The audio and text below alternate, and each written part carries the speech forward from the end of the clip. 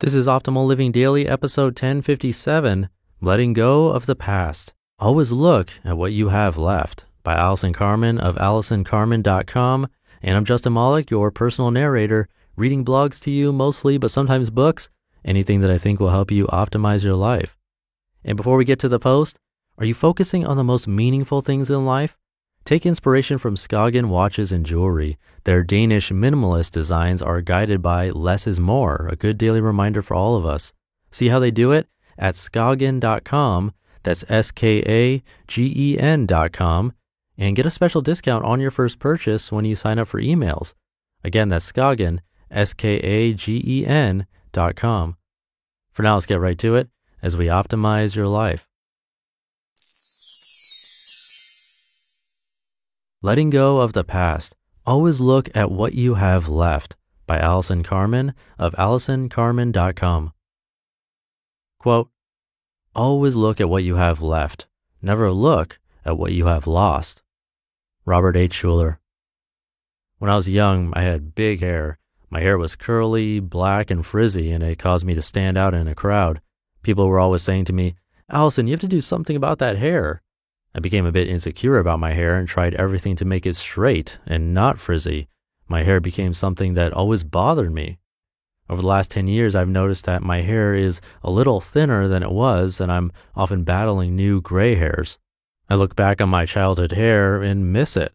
I miss the fullness and the shine. Yet when I had that hair, I did not appreciate it, and I was struggling with my hair again for different reasons.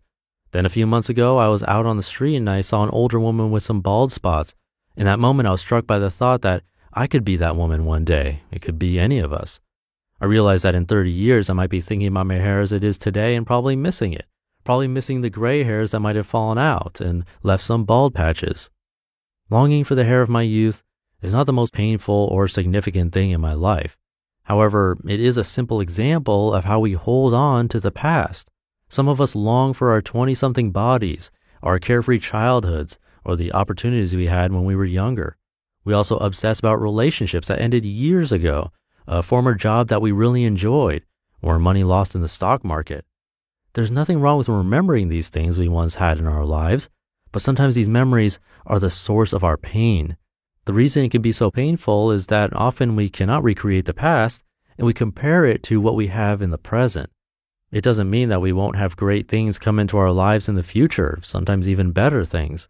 If we lose a great job, we can get another terrific job. We can set goals and do our best to achieve them. Yet everything changes, and for better or worse, the past is no longer with us. Everything in this moment is different from yesterday and the day before. So we have a choice. We can continue to long for what was and live with pain in this moment, or find another way. There are ways to get the most out of this moment, even if it is not what we hoped for, dreamed of, or expected.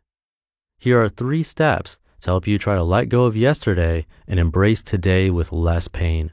This can be a slow process, and certain things we hold on to can be tougher to let go, but try these steps and see if you feel a little lighter.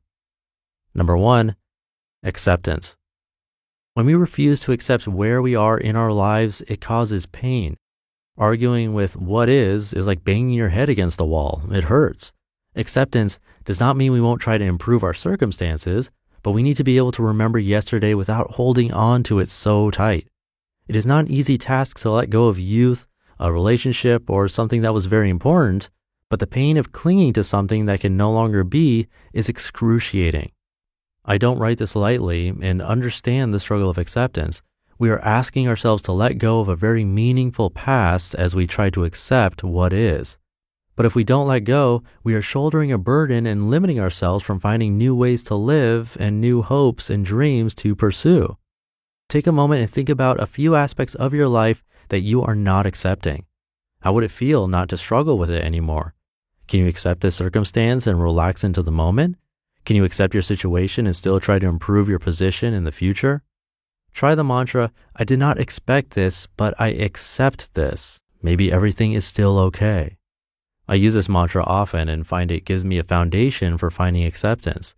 It helps me feel hopeful that I can live with my present circumstance and find a way to move forward. Number 2, appreciation. When I saw the woman with bald spots, I was not judging her appearance, but was realizing how everything changes whether or not I am holding on to the past. Allowing myself to appreciate what I have in this moment brought me more peace and acceptance with my current circumstances. Sure, I was just thinking about hair and not an illness or the loss of a job, but the same mindset can apply to most aspects of our lives. Appreciating what we have in any moment, from good health to a good meal, from a friendship or our memories of friendships, helps us to be more content with what is today. We can also experience how lucky we are to have had those cherished experiences from our past. Number 3, something new. Sometimes we need to try something new to create some distance from the past.